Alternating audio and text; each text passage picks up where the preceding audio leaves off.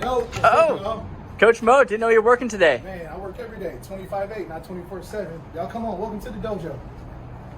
All right, 22 questions with Ozzy. 22 questions. So how long you been coaching for? I'd say about 10 years, man. It's been a journey, but I was kind of groomed to do this, whether I knew it or not. I started in the gym when I was 9. Trainer always told me to help people out, and that was always my goal. Officially, I'd say I've been training about, let's say, 10 years. Right on. What does IAFE stand for? I know people probably wouldn't know this, but it ain't for everybody. And it's not just a gym thing, it's a life thing. You know, sometimes success isn't for everybody. Hard work isn't for everybody. And I think it's a motivational term that I've been saying since I was in college. And then when did it start? I'd say back in 2013. But other than that, I mean, I've been living it my whole life. I just finally found the words to put to the motivation that I use every day to wake up. What sports did you play growing up? Football, basketball, a little bit of baseball, too boring for me. Sorry, baseball fans. Soccer was the beginning sport for me just to get me going, but football and basketball, loving my life. What inspired you to become a coach?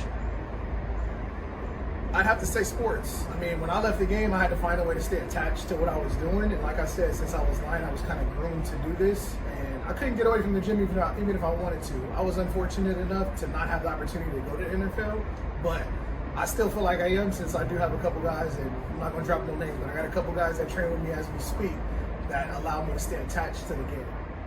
If you are what you eat, what are you? If anybody knows me knows, man, I know it sucks to say this as a trainer, but I'm a Reese's guy. Man, I have at least 2 Reese's every night, so I guess I'm a big Reese's. Let's just say that. I'm filled with peanut butter and covered in chocolate on the outside. Name a person that has impacted your coaching. Man, that's a big one. I have to say my man, Greg Washington. Greg Washington is the trainer that I grew up with since I was 9 years old. He kind of grew me not only as an athlete, but as a young man. And he put me in positions to where I didn't know at the time, but I was becoming the leader that I am today, which allowed me to become the coach and the trainer that you all know. How would you describe your coaching style? I've been called a Swiss Army knife before. And the only reason I say that is just because I've never wanted to lock myself down and to be in one coaching style, to be in one training style. One way I'm going to do this, one way I'm going to do that. I do have something that we call the Gaines Way, but the Gaines Way is a multitude of ways that we get things done that's catered to all my clients and their needs. What kind of athletes do you train? All types, man. I got 5-year-olds to 60-year-olds, high-level athletes, NFL, NBA, MLB, CrossFit, lacrosse. I mean, it's kind of a crazy the range of people that I have come through here. But I love that because it challenged me daily to pick up where I left off as far as being an athlete and being a non-athlete. It's important to know both lifestyles. So you answered my next question. What age ranges? So anywhere from 5 to 60. 5 to 60, man. The youngest I've had is 5. The oldest I've had is around 60. And how many athletes do you train in a day? I'd say on average, including my lacrosse teams, because that's a big number, I'll say probably around 60 to 70 a day that went through here traffic-wise, and then off-site, about 60 to 70 athletes. Where do you summon your energy? I gotta say God, man, because he gives me the power to deal with all the different personalities that I deal with here. But I mean, I love what I do. I don't consider this work. I mean, some clients are trying here and there, but to be honest with you, I just love this. Like, to be out here, to be outdoors, to be able to create a space that allows athletes to come in and challenge themselves daily, that's all I need.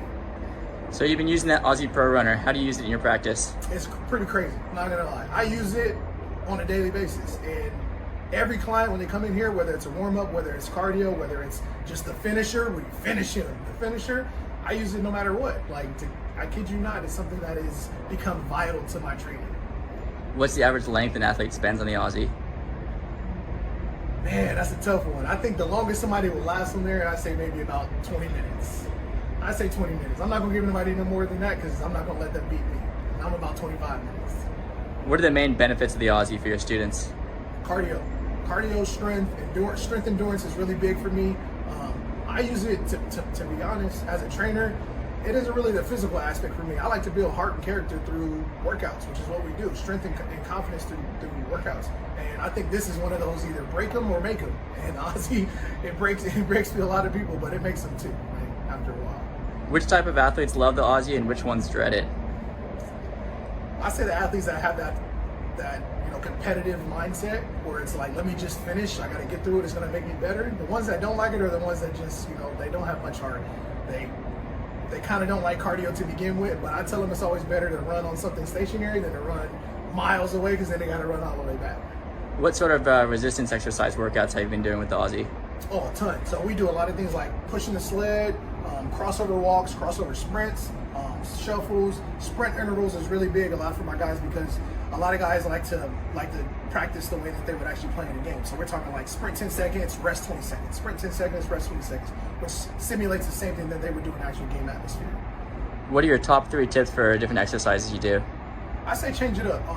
I think it's really big to do things on high resistance as well as low resistance, just to give your athlete that chance to breathe. We call it active rest. So if I'm going to push something on high resistance, then I also like to do a jog on low resistance. Not necessarily stopping, but actually still moving, keeping that heart rate up. Really big on that, huge on that. What advice do you have for young kids out there? Keep pushing, man. No matter what, find the motivation that you need, because everybody is different. And you just got to remember, success ain't for everybody. You cannot get to where you want to be without putting in the work. It's impossible. Any coach advice for other coaches out there? Cater to your kids' needs and clients' needs. Not everybody's the same. Don't treat everybody the same when it comes to workouts, but do treat them the same as far as their goals and their needs. I think it's really big that coaches nowadays actually treat clients like more than just a session, a number, or money. What's your life motto? It ain't for everybody, baby. I have to. Come on, IAFE all day. Coach Mo Gaines here. What's next for Coach Mo? You guys are gonna have to stay tuned for that. Stay tuned, follow up, MO_Gaines14, follow up. I'll let you guys know within the next couple of months. Right on. Cheers, Mo.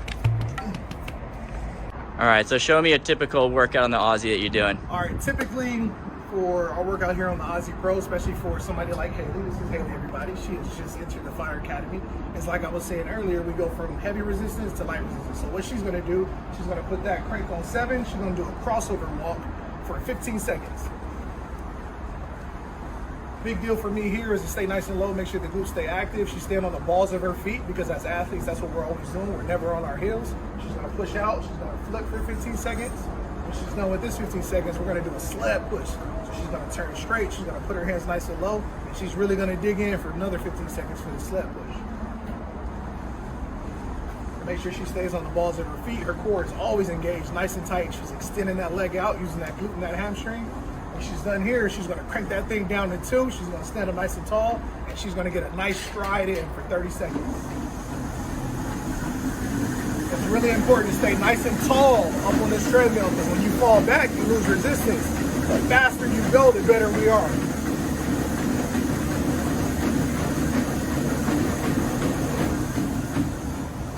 And that's like, that's light. Usually we go for like longer, but we're just letting y'all, giving y'all an example. A little small taste appetizer for that. Right on. Thanks, Haley.